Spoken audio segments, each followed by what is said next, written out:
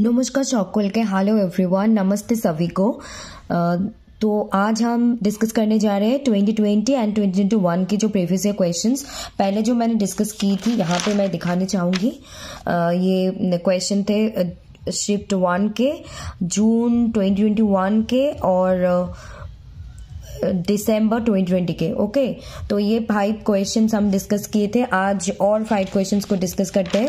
So let's get started ना। तो उससे पहले मैं कहूँ कि मैं बंगाली एंड हिंदी दोनों लैंग्वेज में कहूँगी और आप लोगों को इंग्लिश में दिख रहे होंगे, इसीलिए अलग से इंग्लिश में नहीं कहूँगी। जितने वर्ड्स यूज करने होंगे इंग्लिश में जरूर करूँगी।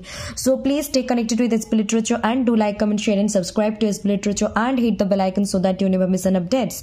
एंड प्लीज ऑल नोटिफिकेशन को क्लिक करके रखिए ताकि जो भी कोई न्यू अपडेट्स और information videos SP literature upload करे तो आपके पास जल्द ही तुरंत पहुंच जाए। और हो सके तो प्लीज लाइक करिएगा। लाइक करने से क्या होता है, सबसे पहले आपको सब्सक्राइबर को तो वीडियो मिलते ही है, लेकिन अगर आप लाइक करोगे रेगुलरली तो आपको बहुत ही जल्द मिल जाएंगे वीडियोस। तो আমরা আজকে এখানে আলোচনা করব প্রিভিয়াস ইয়ার কোয়েশ্চেন, যেটা গত কয়েকদিন আগে আমরা আলোচনা করেছিলাম 5টা প্রশ্ন নিয়ে, সেইটারই আজকে আর বাকি 5টা প্রশ্ন নিয়ে আলোচনা করছি এবং আদার্স আরো প্রশ্ন আছে। তো অবশ্যই এই ধরনের ভিডিওর জন্য কি করতে হবে, এসবি লিটারেচারকে প্রচুর পরিমাণে like, comment, share and subscribe করতে হবে। আমি এখন এখানে বাংলা এবং হিন্দি দুটো ভাষাতে এক্সপ্লেইন করব এবং প্রশ্নের সঙ্গে কিভাবে আমরা ডিল করব সেটা নিয়েও আমি হিন্দি এবং বাংলা দুটো सेपरेटली बोलबो। सो आप लोग प्लीज ये वीडियो को पूरा भी देख सकते हैं और स्किप कर करके भी देख सकते हैं। जो जिनको बंगाली समझ में नहीं आते हैं, बंगाली लैंग्वेज, हिंदी सिर्फ समझ में आता है, तो आप हिंदी के लिए हिंदी को आगे पीछे करके वीडियोस को पॉज करके आगे पीछे करके देख सकते हो। अगर आपको बंगाली समझ में आता है तो आप दोनों लैंग्वेज में कंटिन्यू कर सकते हैं। सो अभी हम शुरू करते हैं, तो शुरू करा जाए। नंबर 6, फिर कहना चाहूंगी कि नंबर पे फोकस मत कीजिए, क्वेश्चन पे ध्यान दीजिए, कंसेप्ट पे ध्यान दीजिए और क्वेश्चन पैटर्न पे ध्यान दीजिए। So 6 number question, given below are 2 statements. Statement 1, new historicism stipulates that teleological connotations of history have to be eschewed. And statement 2, new historicism neither denies nor accepts totalizing explanations of historical events. I'm sorry, I did it wrong because 2 बार लिख दी मैंने टोटलाइजिंग को। It's okay, एक को कर दो, it's okay. So the right answer is, in the light of the above statements, choose the correct answer from the options given below. Statement 1 is true but statement 2 is false. New historicism stipulates that teleological connotations of history have to be eschewed.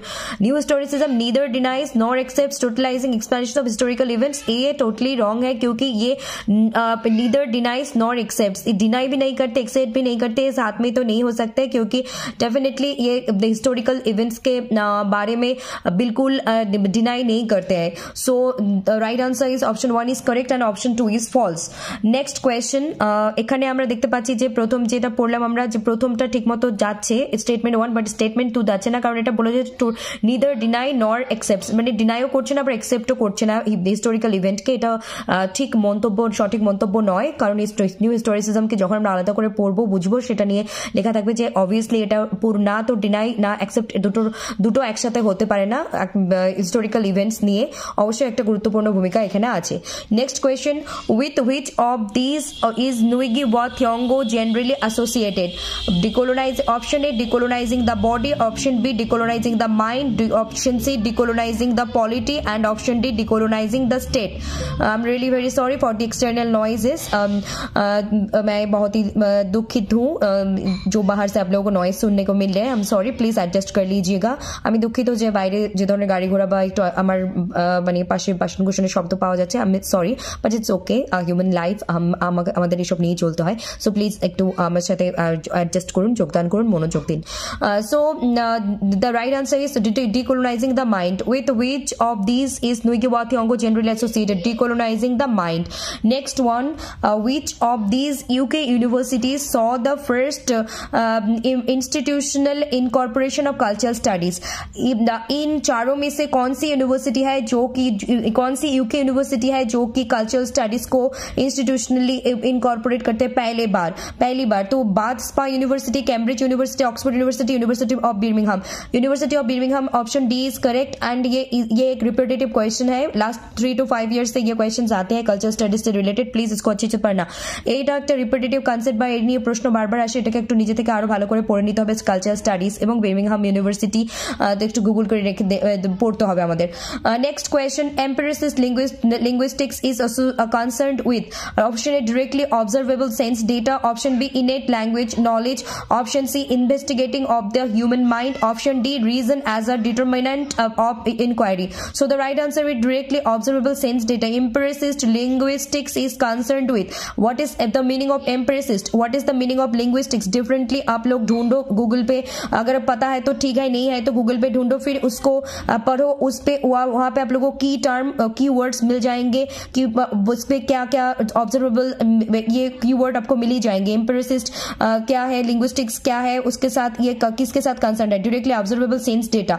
Okay, ये है right answer. इसको थोड़ा Google करना एम्पिरिसिस्ट linguistics के बारे में, बहुत important है। नेक्स्ट क्वेश्चन, আমরা এই এম্পিরিসিস্ট লিঙ্গুইস্ট কি মানে কি যেটা জানি আমরা জানি, যারা জানি না তারা গুগল সার্চ করে এর মানেটা দেখতে পারি এবং এটা এর কি টার্ম যদি আমরা খুঁজে বের করি, ঠিক আমরা ডিরেক্টলি অবজারভেবল সেন্স ডেটার মধ্যে অবজারভেবল শব্দটা কিন্তু পেয়ে যাব এম্পিরিসিস্ট যখন আলোচনা করব বা এর অর্থ বুঝতে যাব। ঠিক আছে, এইভাবে আমাদেরকে প্রিপেয়ার করতে হবে। Next question, who among the following considered paraphrase a heresy? Option A Cleanth Brooks, option B Edmund Wilson, option C I A Richards, option D Percy Lubbock.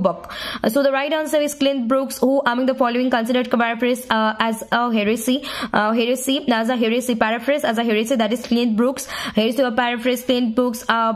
So new criticism related new criticism Clint Brooks, H. Archer, I. Richards, Clint Brooks extra importance देते होगे, Google search करे पढ़ते होगे। आप लोगों को Clint brooks को और आई रिचर्ड्स को अलग से गूगल करके पढ़नी होगी, चाहे वो एमएच अब्राम्स के बुक से हो, चाहे वो गूगल से हो, चाहे वो लिटरेरी क्रिटिसिज्म से हो, क्योंकि न्यू क्रिटिसिज्म में हमें मिलते हैं। ये इंपॉर्टेंट है, हेरेसी और पैराफ्रेज को डिटेल में पढ़ के रखना। That's it for today. Please stay connected with SP literature, do like, comment, share and subscribe to SP literature and hit the bell icon, और प्लीज ऑल नोटिफिकेशन को click करके रखिएगा ताकि आपसे कोई भी अपडेट्स मिस ना हो।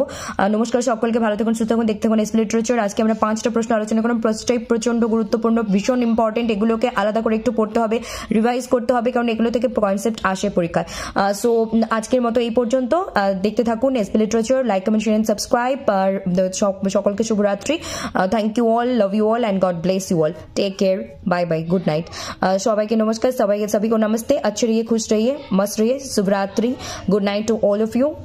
And please keep watching SP literature and like, comment, share and subscribe to SP literature. Thank you.